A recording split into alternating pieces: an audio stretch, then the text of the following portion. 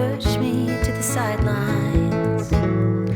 When it came to romance, everything would shift, waiting on the whim of some guy. Talking to my girlfriends, wishing he would ask to take me out dancing all night. But why?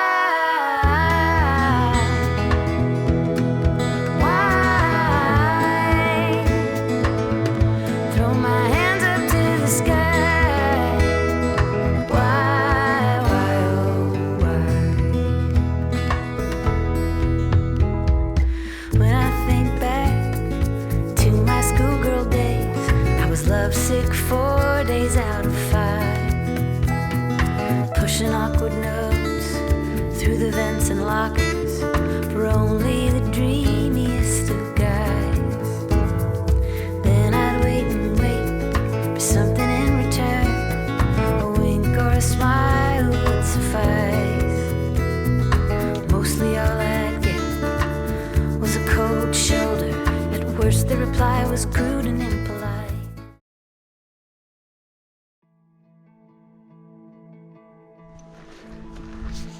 Et c'est le départ. On est le combien? Le 1er septembre, je crois. Voilà, dimanche 1er septembre. On s'en va pour le Casse-Bec. Et il faut passer par l'église tout là-haut là pour l'instant.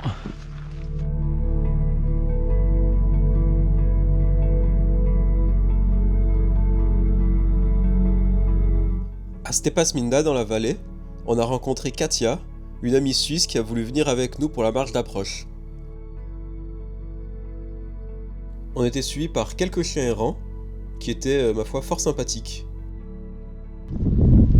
Voilà, le chemin il est tracé et surtracé. Hein. Il y a du monde qui passe. Hein. Les chiens nous ont suivis jusqu'à 3000 mètres, et après ils ont préféré rester autour du refuge.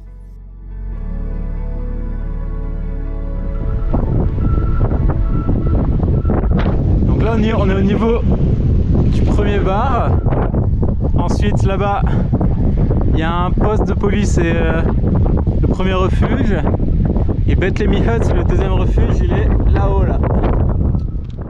On fait les mêmes photos, les mêmes plans, les mêmes photos.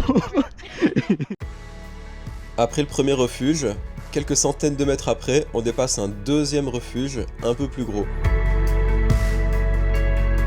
Un peu plus loin, on tombe sur un poste frontière. En fait, vu que le Casse-Bec est sur la frontière russe, à ce niveau-là, on est censé avoir nos passeports et demander une autorisation pour pouvoir passer la frontière. Donc on montre nos passeports. Et on remplit des petites fichettes. Hein. Et on remplit la fiche. On attaque ensuite la traversée du glacier. Donc on dit une dernière fois au revoir à Katia, qui elle redescend dans la vallée à Stepasminda.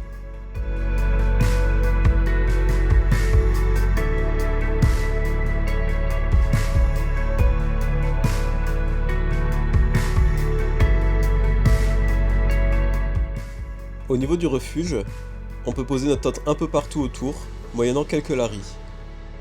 Et sans trop y croire, on met le réveil pour le lendemain. Donc là il est 20h, on va se coucher. J'ai mis le réveil à minuit, mais vu le vent qui nous attend demain, peu probable qu'on y aille. Hein. Tu crois à combien de pourcents? J'y crois à 30%. Mais à chaque fois je suis étonnée de tes pourcentages. Tu crois à combien?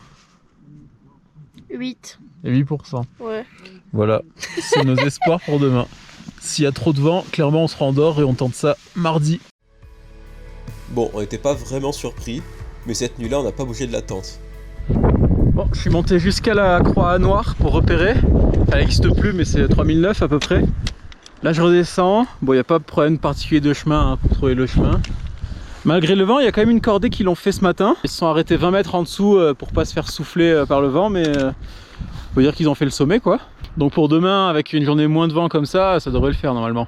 Il commence à faire un peu chaud et les pierres commencent à tomber depuis le haut. Et là on voit, putain, on voit bien le vent là. On s'est fait souffler la gueule par 100 km/h de vent toute la nuit et ça a continué toute la journée. On fait de l'eau pour demain. Ça se voit pas qu'elle est marronnette. Si, ça se voit. Ça se voit. Ah, je te jure.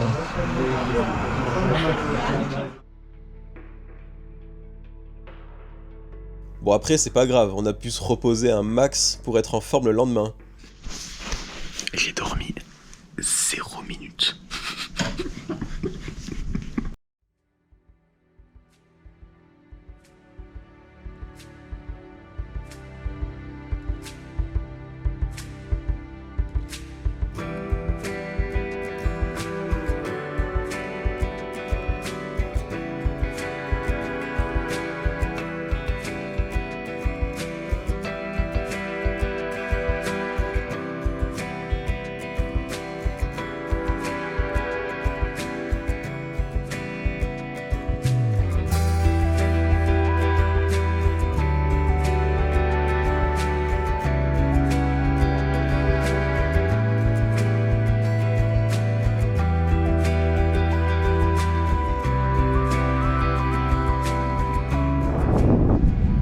Salut Casbec.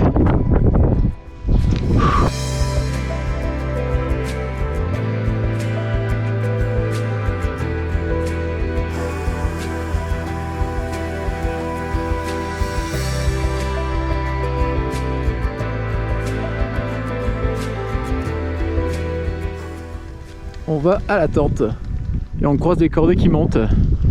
Il y en a pas mal, il y en a encore qui arrivent là. Ça va être long. Il y a un chien à 4005. Mais en plus faut l'enjamber, hein, il bouge pas. Hein.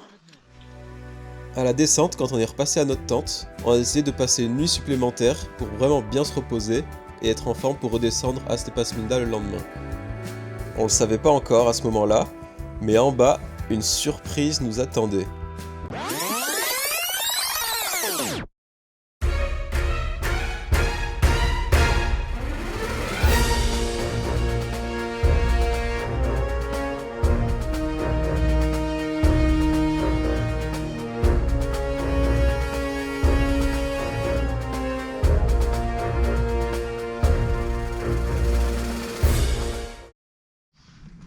Mien.